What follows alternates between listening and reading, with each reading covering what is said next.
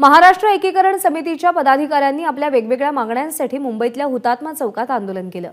बेळगाव कारवार निपाणीसह संयुक्त महाराष्ट्र झालाच पाहिजे या मागणीसाठी एकीकरण समितीकडून घोषणा देण्यात आल्या।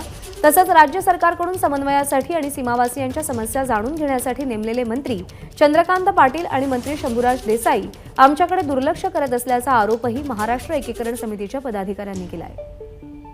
दरम्यान या आंदोलनाचा आढावा घेऊन पदाधिकाऱ्यांशी बातचीत केली आहे अभिषेक मुठाळ यांनी। महाराष्ट्र एकीकरण समितीचे जे पदाधिकारी आहेत ते आज मुंबईमध्ये दाखल झालेले आहेत। एकूणच कुठेतरी बेळगावसह सीमावादावर कन्नड सक्ती तत्काळ होते आहे आणि ती कुठेतरी थांबावी अशा प्रकारचा युक्तिवाद जो या संपूर्णमध्ये होताना पाहायला मिळतो आहे।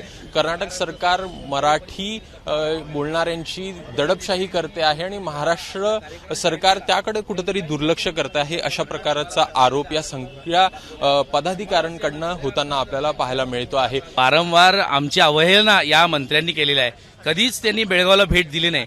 त्यांनी निवडणुकीमध्ये सुद्धा मराठी माणसाच्या विरोधात देवेंद्र फडणवीस प्रचाराला आले, परंतु त्यांना रोखलं नाही। स्वतः त्यांनी कार्यक्रम जाहीर केला की महाराष्ट्र एकीकरण समिती ही मराठी माणसाच्या न्याय हक्कासाठी निवडणूक लढवते, मात्र आमच्या विरोधात त्या ठिकाणी प्रकार घडला।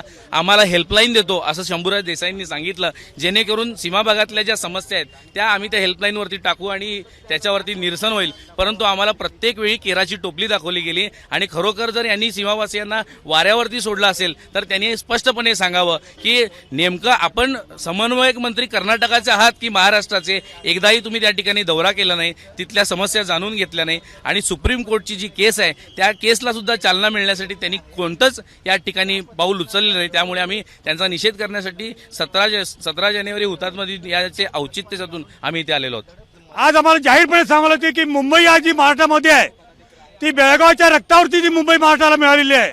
हा लढा जो आहे तो बेळगावमध्ये सुरुवात झालेली आहे आणि एवढा असताना मुंबई तुम्हाला मिळाली, परंतु आम्हाला मात्र तुम्ही जाणून विसरलात आणि संयुक्त महाराष्ट्र व्हायचा हा सीमाभाग जर जो सोडला तर तो संयुक्त महाराष्ट्र होत नाही। जोपर्यंत आम्ही कर्नाटकात आहोत हा भाग तुम्हाला घ्यावा लागेल तरच संयुक्त महाराष्ट्र झाला असं आम्हाला जाहीर करावं लागेल। कॅमेरामॅन अनुप्रस्तोगीसह अभिषेक मुठाळ, एबीपी माझा, मुंबई। एबीपी माझा, उघडा डोळे बघा नीट।